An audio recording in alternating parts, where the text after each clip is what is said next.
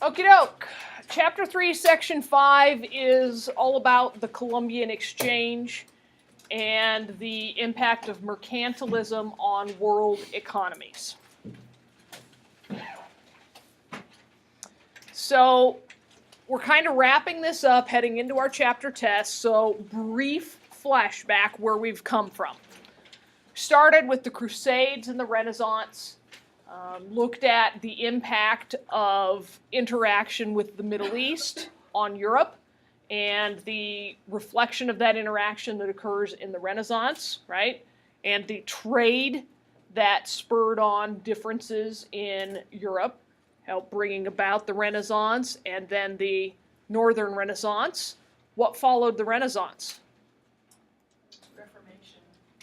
You're so clever. The Reformation comes next. Martin Luther reacting to perceived corruptions within the Catholic Church reacting to the Protestant Reformation with the Catholic Reformation, sometimes known as the Counter-Reformation. Okay? All the while, trade has been going on. The Europeans want to cut the Muslim infidels out of the trade, and so they're seeking a sea route to Asia, avoid going through the Middle East and enriching the Muslims. So we end up with what's known as the Age of Exploration. Who do we credit with a lot of responsibility for starting this? The merchants. But who laid out the money to figure out how to start it? What dude? Prince Henry is correct. Prince Henry of Portugal. And then it's fitting that the Portuguese are the first to reach Asia and establish that trade route. Eventually we get Columbus, followed by numerous other explorers who bring us to the Americas. And we get our period of colonization and settlement, begun by Cortez and Pizarro. The English and the French will follow in North America. There's, of course, all of the interaction that's going on in Asia with China, Japan, the fight over India and who's going to be in control there. The creation of the Dutch East India Company, followed by the British East India Company and the French East India Company, because a good idea needs to be repeated, right? Okay, so colonization brings about shifts in population. And we talked about how the population of North America changed a lot. We introduced Peninsulares, who in the next generation become Creoles. Once there is some mingling of the races, we add two new groups who are the mulattoes and mestizos. Good. And then we have the introduction of a completely new race to the Americas, the Africans. Okay. So people aren't the only things that move east to west. People will also move west to east. We talked about Columbus was the first one to take natives back to Europe with him. And he also took some plants and stuff. We call that movement of things and ideas from east to west and west to east the Columbian Exchange. Why do you suppose it's called the Columbian Exchange? Because who was the first to do it? Columbus. And anything that he did ends up getting named after him, right? Welcome to the United States of Colombia. Ooh, maybe not. Okay. So the Columbian Exchange does begin with Christopher Columbus. He's the first to bring back plants and people from the New World. And he left some stuff here too. What did he bring with him that he left behind? He did leave behind some plants and animals, and he also left behind disease. Yep. Everywhere the Europeans go, they're going to introduce those new diseases, and it will dramatically impact the population of the Americas. Okay, let's be more specific about some of the things that move from east to west and from west to east. And you are going to need to know your directions. This is all relative to the Atlantic Ocean, which is in between Europe and the Americas. So if something is moving east to west, it's moving from where to where? Or from Europe to. Yeah, Europe is to the east, North America is to the west. So if it's moving east to west, it comes from Europe to the New World. If it's moving west to east, it's going Americas to Europe. If you have to, draw yourself a little map up in the corner of your quiz so that you don't screw that up, because those should be kind of free points for you. Got to be able to conceptualize this picture of the world in your head and keep east and west correct. Okay, so what came from Europe to the Americas? Smallpox and chickenpox, and we talked a little bit about those before. Remember I told you chickenpox weren't quite so dense on the body as smallpox and not nearly as disfiguring.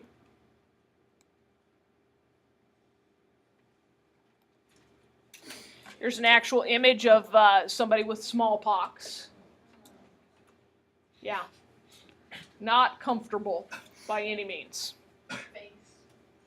Yeah, it will be permanently disfigured. Okay. Measles.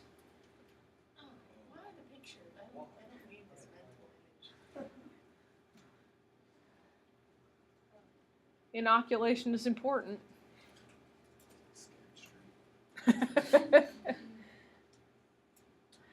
And measles does tend to affect the young, and they're kind of the least able to handle it too. Influenza. This is actually a photograph of an army installation in Kansas during World War I. There was a global flu pandemic, and soldiers returning from Europe brought it with them, and then it spread throughout the United States and overwhelmed the healthcare system. They put quarantines into place, movie theaters, schools, businesses were closed. Tremendous fatality rate. Probably wouldn't be that bad today because we have better healthcare ability and we have immunization against influenza that we didn't have then, but would be pretty grim. Of course, they brought the horses. Many of you in your essays about Cortez told me about the dragons that the conquistadors were riding. Told me very clearly that you paid attention to that video. Here's some of the irony in the conquistadors bringing horses. They brought horses and used them to conquer the Indians. And some of those horses will be allowed to go free, and they wind up populating all of North and South America, right? And then there will be Native American tribes on the Great Plains who will use them, right? And they will use them to fight the Americans. And so we will mount our soldiers and call them the cavalry and send them out in the Indian Wars of the 1850s through the 1880s. Thanks, Spaniards. Wheat. Nobody had bread in the Americas. It came from Europe. Think about how different your life would be if these things hadn't been exchanged. Sugar cane. How about that one? So they've got it in Europe, and they're doing fine without slavery. But they come over here where there's lots of land and a more favorable climate, and it grows very well, and now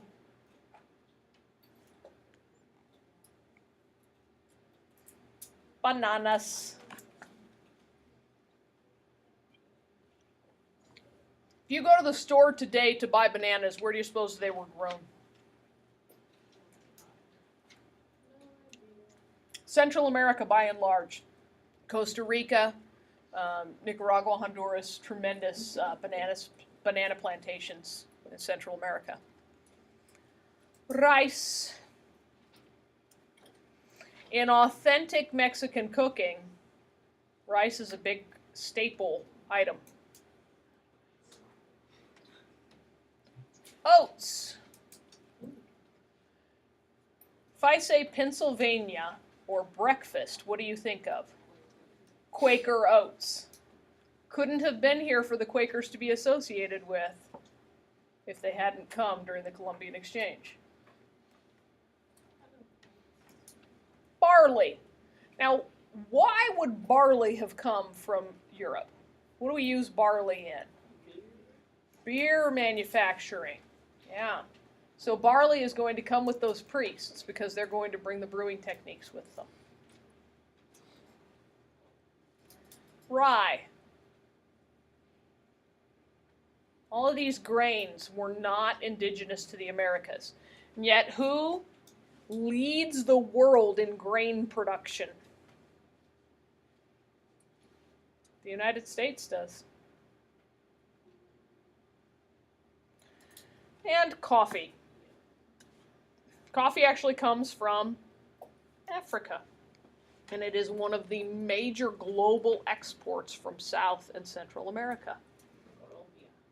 Grows very, very well in mountain environments where it's warm and cool, both good sun, good moisture, but then the moisture runs off. It's kind of a finicky plant. All right. Now, lest you think that everything good in the world came from Europe to the Americas, know that the Americas shared their fair share of good things with Europe.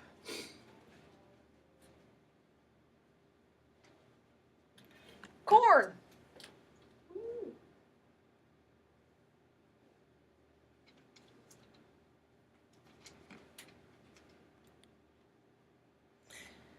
Potatoes. Here's another piece of irony for you. Potatoes come from the Americas to Europe, and they become a staple food crop in Russia and in Ireland. And it will be a potato blight in Ireland that drives massive emigration from Ireland and immigration to the Americas. So, without the transport of the potato during the Columbian Exchange, would we have had such a tremendous Irish population boom? Maybe, maybe not. And then what does Russia do with a lot of their potatoes? They make vodka. Vodka is essentially a potato liqueur.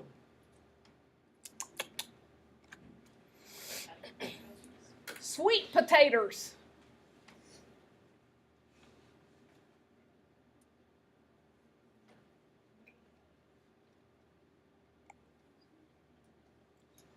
Beans of all sorts. Green beans, lima beans, soybeans, pinto beans, black beans, refried beans, peanuts. How do peanuts grow? They grow on bushes. Yes, a lot of people think peanuts grow on trees. They're not trees. They are a legume. So they're planted down in the ground, and then a bush grows, and then you harvest the bush. Squash. Thinking about Thanksgiving? Squash go along with pumpkins, right? Pumpkins are a squash.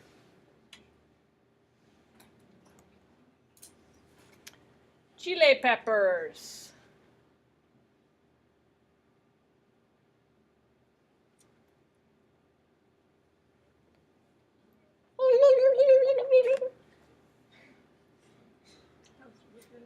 Thank you. Thank you. Yeah, turkeys. In fact, there are so many turkeys on this continent that Benjamin Franklin actually proposed the turkey be our national bird.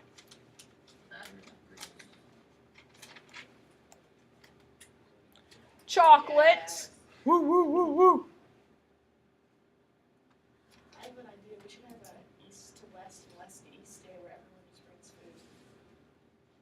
No, we should have And we the trade. side. like, And you have costs to And we over. trade. If- There's like west on one Here you side, go. east on the other.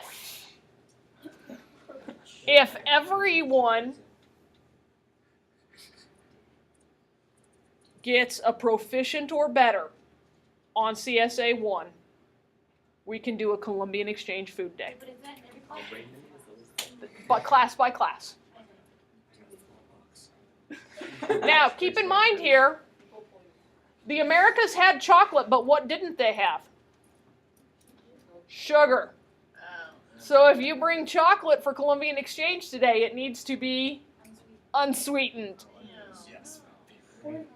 And just so you know, you can get your hands on sugar cane in its pure form. They shrink wrap it. The rubber tree is only in the Americas. And what do the Native Americans teach the conquistadores they do with this right away? Chicle. Chewing gum. Chiclets are a chewing gum. Chicle. Yeah. Definitely not flavored the nice ways that we have it flavored today, huh? And then the Native American contribution to diseases. Syphilis. And you'll notice what's missing from the slide. You're welcome. Yes, let's leave the diseases off of the menu for Columbian Exchange Food Day. Yeah. Wow, Daniel, thanks for bringing that up. I mean, it's. All right. So, what does the Columbian Exchange do for the world? For one thing, it diversifies the global diet. There's a lot of variety in people's meals that didn't used to be there. And what happens? Population spikes. Population booms. It booms. So, oh, that went too fast. So with the exploration of the Americas, or the discovery of the Americas, we'll put it there in the mid-1500s, we start moving some stuff over, and look at that. Boom, bada boom, bada boom. Why did things level off 1800? Napoleon. Lots of war. Lots and lots of war. There's also some bad disease stuff going on. And then going like crazy. Okay. The exchange of goods from east to west and west to east also changes industry. The way things were made before the Columbian Exchange was a process called the cottage industry. You had guilds, which we've talked about before, where someone is apprenticed and they learn a trade over years and years and years, and you have to be admitted to the guild to become that kind of tradesman. And you got farmers who sell their goods to the guilds. So if I'm growing, if I'm raising sheep and I'm harvesting the wool, then I'm going to give it to the Weavers Guild, and they're going to turn it into cloth. And then they're going to give it to the Dyers Guild, who are going to make it pretty colors.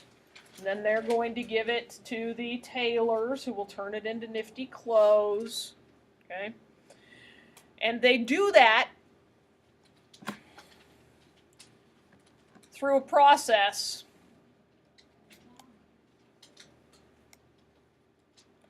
when we get these new goods, the guilds no longer control everything. And so we develop what's called the cottage industry, where a farmer will sell his raw materials to a peasant who will spin the wool into thread, who passes it on to another peasant who weaves the thread into cloth, and another peasant who dyes it, and so on and so forth. And it's called cottage industry because those peasants live in cottages.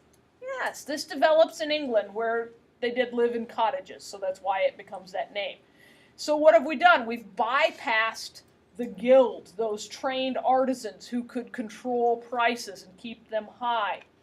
So what happens is you're getting better quality finished goods at lower prices, which makes the goods more available to more people. So the Columbian Exchange has the ability to raise well-being and to raise the standard of living for many, many people in Europe. And the way that it all works is because of the system of mercantilism or mercantilism. Either pronunciation is acceptable. This is an economic concept that drives European economies during the period of exploration and colonization. And it works like this. I'm the mother country in Europe. I have industry, either my guilds or a growing cottage industry. And I need raw materials to fuel that industry, to feed it so that I can turn out finished goods. So the colonies are meant to provide those raw materials and those resources. They come back to the mother country, are processed through the industry, finished goods are produced. Now, finished goods are sold here at home, but the nifty thing about the colonies is they also provide a market for the finished goods. And the raw materials are less expensive when the mother country buys them. When mother country sells the finished goods to the colonies, those are worth a lot more money. So the mother country is enriched not only by the trade with the colonies, but also by the sale of the final goods to these built-in markets. And under mercantilism, most colonies are restricted to trading only with the mother country. Keep it all in the family. Keep the wealth here at home. Now, eventually, the colonists come to resent this situation. They're not allowed to build up their own industry in the colonies. That would hurt the mother country and destroy the mercantilist system. Colonists begin to resent this. And we are the product of such resentment, right? But there's another step in there that kind of introduces to colonists that they have kind of the right and the ability to object to this system. And that'll be the Enlightenment. We're going to be discussing that in the next couple of chapters. But mercantilism is the system that drives all of this colonization and drives the global economic growth that occurs after the Age of Exploration. It's why the Portuguese and the Dutch fight over India, why everybody wants to sink their claws into China and Japan. Get those raw materials. Do you have questions? Things that you took notes over that it didn't explain or have confused in your minds? So like that is kind of like they get the raw goods, send it off, and then get it back and then sell for more money. You can't say they. You got to be more specific. Like the mother country. Yes. Yes. Daniel. What about stuff like capitalism and entrepreneurism? Okay. Capitalism is something that grows out of mercantilism. Capitalism is where individuals own the resources and can use them to enrich themselves in any way that they would like. Entrepreneurship is where you have some money and some ideas, and you take those and you risk your money to develop your idea, and what's your reward? Profit. Profit is your reward. Yeah, those go right along with mercantilism. Good question.